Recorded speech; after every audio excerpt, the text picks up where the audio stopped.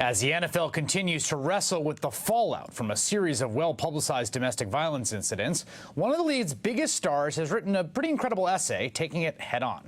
Super Bowl champion Russell Wilson of the Seattle Seahawks writes on the Players Tribune, quote, "Many of you readers probably think I've been Mr. Goody Two-Shoes my whole life, but honestly, I was a bully growing up.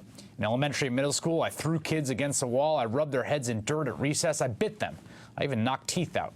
Wilson writes that he stopped that kind of behavior, and he goes on to discuss the importance of NFL players confining aggressive behavior to the field.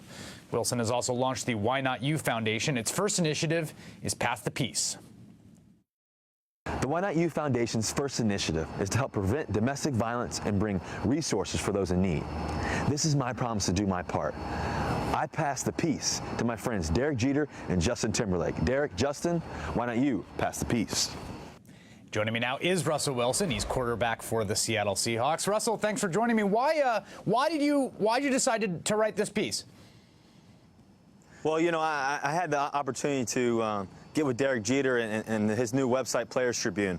And he asked me, you know, what are you thinking about writing about one day or whatever? And the first thing I thought about was my new foundation, the Why Not You Foundation. And, you know, I named it the Why Not You Foundation. It was originally called the Russell Wilson Foundation. I realized, you know, it's not about me. I didn't want to make it about me. I wanted people to really focus on themselves, and that's why I named it the Why Not You Foundation. And so my dad used to always ask me the question, you know, why not you be a Super Bowl winning quarterback? Why not you play professional baseball? Why not you get your education in 3 years in college? And so that was the question that motivated me and drove me.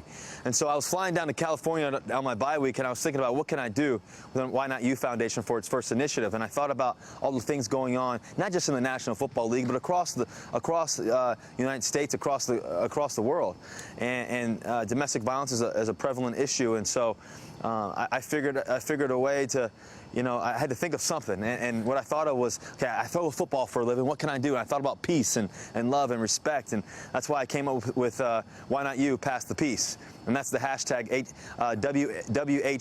WNY Pass the Peace. And so for me, you know, it's about the individual. How can one individual, one person at a time, help change the world? And so, like I said in that little video you just showed, this is my promise to do my job, and I pass the peace to Derek Jeter. He passed the peace already. I know Justin, I talked to Justin too, and he's going to pass it here in the next few days or so. So it's really exciting, and people are starting to do it. It's going like wildfires, and we want to keep it going for the month of October. So as this entire series of weeks has sort of unfolded with the Ray Rice suspension and then Adrian Peterson's indictment, the big question I've had is, what are players talking about in the locker room? Like, how are you guys perceiving all this? This is becoming, you know, this is leading nightly news. These are your teammates. These are people that you may have good relationships with, bad relationships with, people you thought were good guys, bad guys.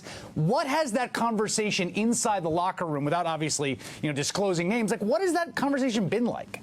Well, I think ultimately with anything in life, you know, I truly believe in forgiveness, and not everybody's perfect. Guys make mistakes, and people make mistakes all the time. I make mistakes all the time.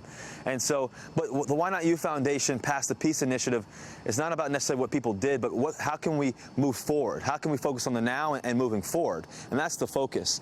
And that's why I say in the video, this is my promise to do my part. And I think it's a focus on the inner self first, and then passing it forward to the next person. I think people that have been watching this from the outside are sort of wondering whether there's an awareness of the level of seriousness of what has played out on the national scene, like whether you guys are aware of how serious this is, and whether you feel like there should be more accountability demanded. Well, I think there's accountability across the whole world, you know, and it's at the end of the day, you know, it's not just in the National Football League, it's everywhere. And then I was able to do some research and call the National Domestic Violence Hotline and communicate with their CEO and other people, and just to hear all the stories that are going on and all the things that are happening. And it's not just in the National Football League, it's everywhere. And that's why I passed it to so many different people, and I'm going to pass it to 2 people, you know, every day this month is the goal. And hopefully people keep sharing it. And so for us, we know the seriousness of it, and we know the seriousness of it in the National Football League. We know the seriousness of it in other sports, and just the seriousness of it everywhere. And it's not just in the United States; it's also globally. And so that's why I want to pass the peace and continue to keep putting those 2 fingers up and sharing it with the world. Russell Wilson, the quarterback for the Seattle Seahawks. Good luck Monday night, Russell. Thank you guys so much, man. The question millions of parents are asking themselves this fall, should I let my child play football? Is it worth it? We'll talk about that ahead.